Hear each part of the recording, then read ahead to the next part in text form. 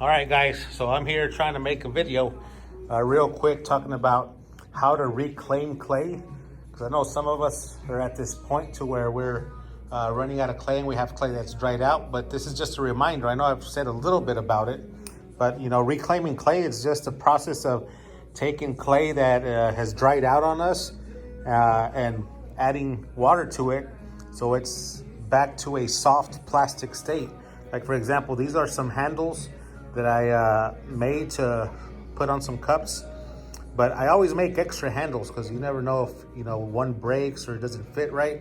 So I usually make a couple of extras. So they're at a point that, I mean, they're still a little bit bendable, but they pretty much, I need to reclaim these because if they get too stretchy, they start cracking like that. So I'm going to show you how to reclaim clay. First, I'm going to go over information for us here in class, and then I'll go over information for you guys that are at home. So for us that are in class, we have a drill, we have a mixer, and we reclaim clay using these buckets.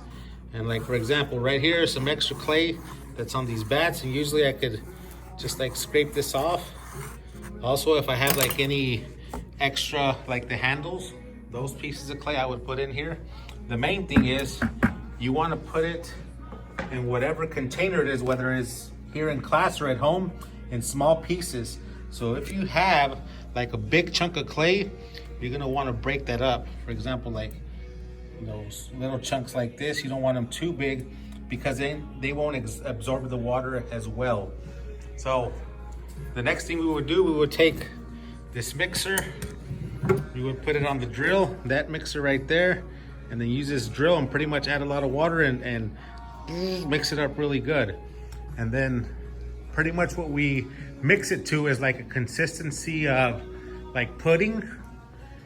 And then we have this plaster bowl. I don't know if you guys know anything about plaster, but plaster actually, here's the bowl right here. It's made out of plaster. Plaster is good for absorbing water.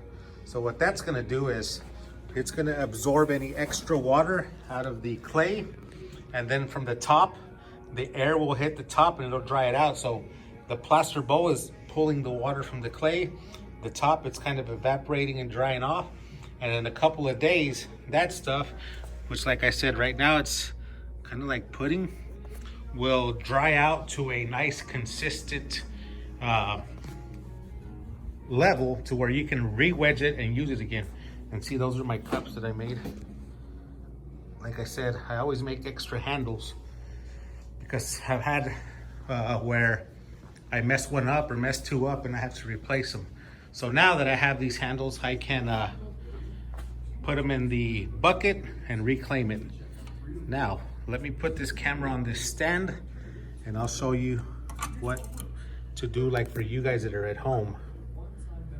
All right, so plastic bag, a little bit of water. That's all you need. Like I said, if you have big pieces of clay, you kind of want to break them up into smaller sections and smaller chunks.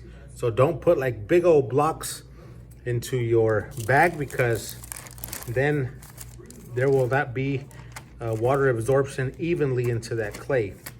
So that's probably one of the biggest mistakes people made, is they put big chunks of clay and it doesn't absorb well. And then they have pieces that are like super hard compared to others.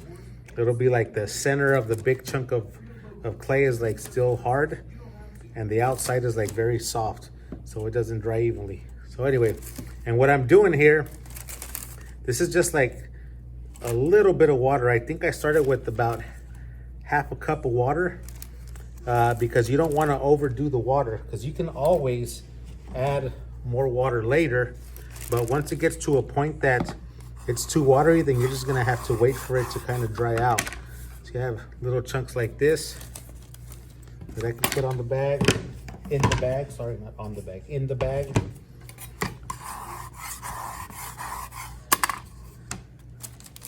And all those pieces will be added.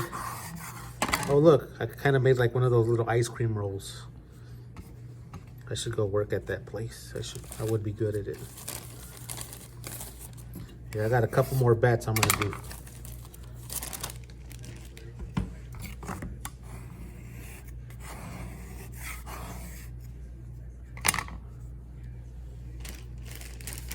this stuff is just like very thin. So I don't have to break it up into other chunks because they're like already thin and small. Okay, so then this bag, I would just let it sit, let the clay absorb. And then once it's been sitting for a couple of days, I would just kind of manipulate it with my hands and try to get the mixture even. And this one is an example of what it looks like once it's done. So this stuff, like I can kind of manipulate it with my hands carefully.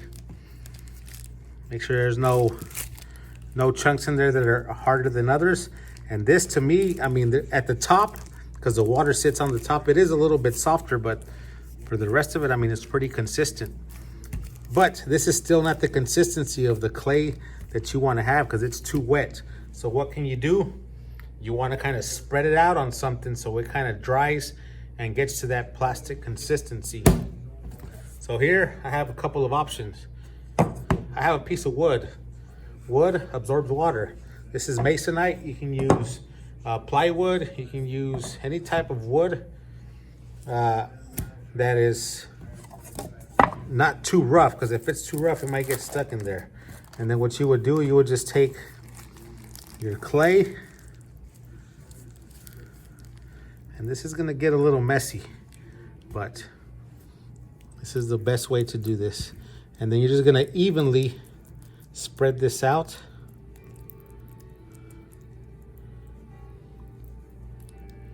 And kind of like the plaster mold, the wood is gonna absorb some of the water, and then the air is gonna hit the whole top side to dry it out. So that's one option. Option number two, because I know a lot of us are like, well, what the heck? I don't have any pieces of wood at my house. Here's another option. A piece of, or not a piece, a styrofoam plate. I'm gonna do the same thing. I'm just gonna put some clay on this plate. And just to try to spread it out in a nice even patty all across the plate, and then just let it sit. So I would let this sit until it dries out enough to where it can be workable. Now, like I said, last class, remember that bringing your projects to school to get fired is not mandatory. I know a lot of us cannot make it up here, or we don't feel comfortable coming up here. So if you want to hold on to your projects and once we get back to normal, get them fired, then great, save them. Just put them somewhere, and then whenever we come back to school, you can bring them. But if you're like, you know what, I don't think I'm gonna do anything with my projects, then you can reclaim them. Even if they're like bone dry, remember, you can break them up with something hard like a little hammer, and then put them in a nice bag with water, and you can reclaim them to be usable again. So this was a quick recap on reclaiming clay. And like I said, maybe next time I'll show you when we come back, because right now I'm recording on a Friday. Maybe I'll come back next week on Monday, and we'll see what this looks like. I'll just let it sit out, and then we'll see what it's like. All right, guys, we'll see y'all. Reclaim your clay if you have some. And other than that, we're working on slab projects. Y'all have fun.